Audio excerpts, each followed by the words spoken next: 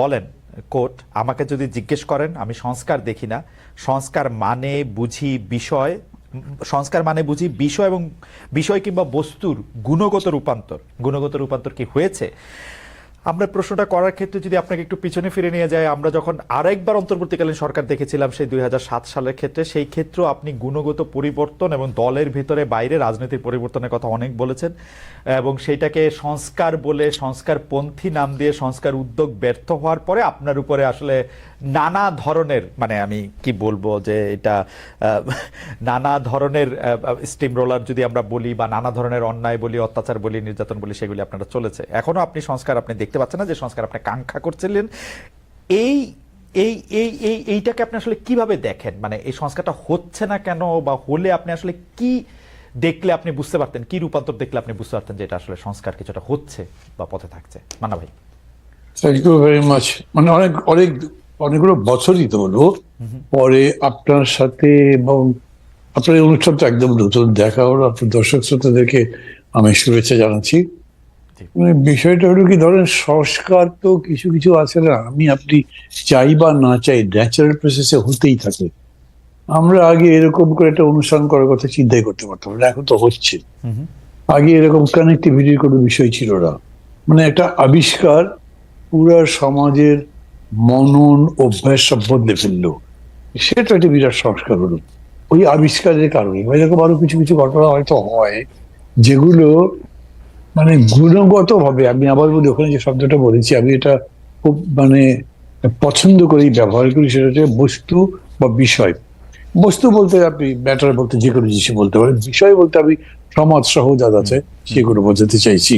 সেরকম যদি পরিবর্তন হয় তো একটা আছে, যেমন ধরেন আগে বলা হতো, আমি নিজেও বিশ্বাস করতাম, বিপ্লব মানে একটা উল্লম্ফনের মতো পরিবর্তন হয়ে গেল, যেগুলোকে সোভিয়েত বিপ্লব, চীনের বিপ্লবের ক্ষেত্রে বলা হতো। কিন্তু আজকাল, এবং আজকাল বলতে ঠিক ভেরি রিসেন্টলি না, অনেকদিন ধরেই আমি যেহেতু ওই প্রক্রিয়াটাতে ওরকম করে বিশ্বাস করি না, আমি এরকম করে বলি যে একটা রেগুলার কন্টিনিউয়াস সংস্কারের মধ্যে দিয়েই সবকিছু পরিবর্তন হতে থাকে। মানে আমরা সেই যে বনে ছিলাম, কাঁচা মাংস খেতাম, ফলমূল খেয়ে থাকতাম, সেই মানুষ কোথায় আসছি? এবং এরকম করে ধরেন যে আমরা কিভাবে বাস করতাম, এখন আমাদের বাসের মানে বসবাসের জীবন ধারণের স্টাইল কিরকম, কত উন্নত হয়েছে সোসাইটিতে যখন আপনি দেখেন। এবং সেই সোসাইটি মানে রাষ্ট্র হওয়ার পর থেকে যখন দেখেন, তখন এটারও একটা গুণগত রূপান্তরের প্রশ্ন আছে, এবং সেটা হয়ে যাচ্ছে প্রথম। আমি প্রথম বলছি যে ন্যাচারালি তো হচ্ছে। এই যে আপনি শব্দটা বললেন না, সামাজিক বন্দোবস্ত বা রাজনৈতিক বন্দোবস্ত, যদিও বর্তমান সময়ের জন্য আমরা বন্দোবস্ত শব্দটা আমাদের পক্ষ থেকেই চালু হয়েছে বেশি করে, কিন্তু ঠিক এটা বন্দোবস্তের মধ্যে যাচ্ছে না। দুটো পার্টি নেই, তিনটা চারটা পার্টি নেই, একটা সোশ্যাল কন্ট্রাক্টের মতো হচ্ছে সেরকমটা।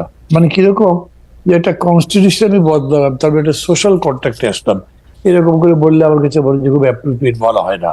মূল কথা হচ্ছে গুণগত রূপান্তর, আমি এরকম করেই বুঝি। যেমন ধরেন গত 15 বছরে দেশে গণতন্ত্র ধ্বংস হয়েছে, নির্বাচন ব্যবস্থা একদম র্যামস্যাক্ট, এটার কিছুই নেই, একদম সর্বশেষ যা যা হয়েছে এগুলো দেখে এখন আমাদের কাছে আকাঙ্ক্ষা কি, একটা গুণগত ভাবে ভালো গণতন্ত্র আসুক, ভালো নির্বাচন আসুক। এই যে ভালো নির্বাচনটা যদি আসে, তাহলে নিশ্চয়ই বলতে পারি যে বর্তমানে যা চলেছে বা গত 15 বছর ধরে যা চলেছিল, সেটার একটা সংস্কার হয়েছে, সেটার উন্নত সংস্করণ আমরা দেখতে পাচ্ছি। সেই অর্থে যদি বলেন, দেন নাথিং হ্যাজ হ্যাপেন্ড। এবং কথাটা কেন আসছে, যেহেতু 5 আগস্টকে কেন্দ্র করে দুই ধরনের কথা হচ্ছে। কেউ কেউ বলছেন একটা বিপ্লব হয়েছে, বিপ্লব মানে তো আরো বড়। আমি বিপ্লব হয়েছে এরকম বলি না, কারণ যে গুণগত রূপান্তরের প্রশ্নটা আমি আনি, আমি বলি যে বিশাল একটা উত্থান হয়েছে, বিশাল একটা গণ অভ্যুত্থান বলেন সেরকম হয়েছে। সেই গণ অভ্যুত্থানের মধ্যে দিয়ে আকাঙ্ক্ষা যেটা তৈরি হচ্ছে, সেটা কিন্তু একটা স্লোগানে এসছে। ধরেন আমার পার্টি, আমি বলি যে এটা কল্যাণ রাষ্ট্র করতে চাই, কেউ হয়তো একটা ইসলামিক রাষ্ট্র বলে, কেউ যে যার যেরকম করে তার পলিটিক্যাল গোল টার্গেট বলে। কিন্তু এই আন্দোলন, এই স্লোগানের মধ্যে দিয়ে সবাইকে একাত্ম করে ফেললো, আমরা একটা নতুন বাংলাদেশ চাই।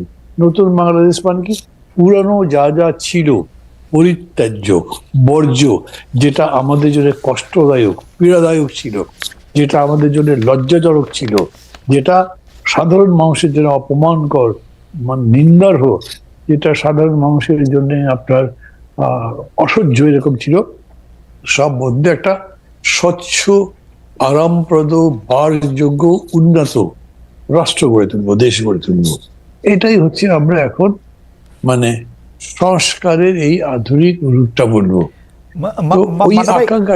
মানে ভাই একটা বিষয় কি একটু ছোট করে জানতে চাইতে পারি কিনা, সেটা হচ্ছে এরকম আপনি যেরকম একটি আদর্শ রাষ্ট্রের চাহিদার কথা বা কাঙ্ক্ষার কথা আপনি বলছেন, কিন্তু আমি তো আমার বিবেচনায় দেখতেছি যে কেউ কেউ মনে করছেন যে তারা আসলে গণতন্ত্র বা যেরকম চান বা নতুন বাংলাদেশ চান যেরকম, সেটা হচ্ছে যে আওয়ামী লীগ যে অপরাধগুলি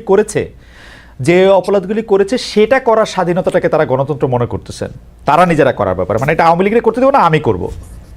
মানে খালেদ, এইটা তো ধরেন আপনি প্রশ্ন যদি আমাকে করেন, এটার কি কোনো উত্তর আছে?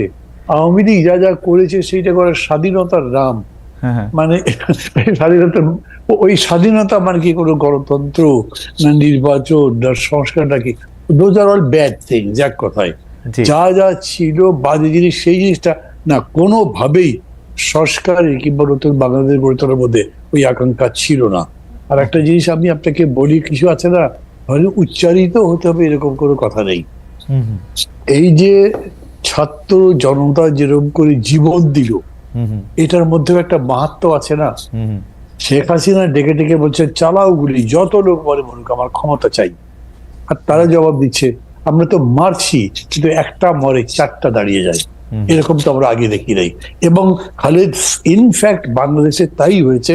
ওই যে আপনার উগান্ডার যুবকরা যেরকম বলছিল না, যে অপমানকর জীবনযাপন করতে করতে আমরা ক্লান্ত, এবার কিছু সাহস দেখাতে চাই, ওই সাহস তো বাংলাদেশে এখানে দেখিয়েছে। রাজনৈতিক দলগুলো যে সাহস দেখাতে পারি নাই, বিএনপি সহ আমরা সবাই মিলে কি বিশাল বিশাল সমাবেশ ইত্যাদি, কিন্তু চোখে চোখ রেখে লড়াই করবার সাহস, প্রয়োজনে জীবন দেবার সাহস, জীবন দিয়ে আমরা জীবন নেব, জীবন কিনবো, জীবন প্রতিষ্ঠা করব, এই রকম কেউ করতে পারে। ওরা যখন করেছে, তার মানে এটার মধ্যে বিরাট একটা মাহাত্ম্য আছে। এটা আপনি যদি বুঝতে না পারেন, তাহলে আপনি এই অভ্যুত্থানের মাহাত্ম্য বা তাৎপর্যই বুঝলেন না। মানে ভাই আপনাকে ধন্যবাদ। আমি আপনার এই জায়গা থেকে একটু বেড়েছে রুমেন ফারহানা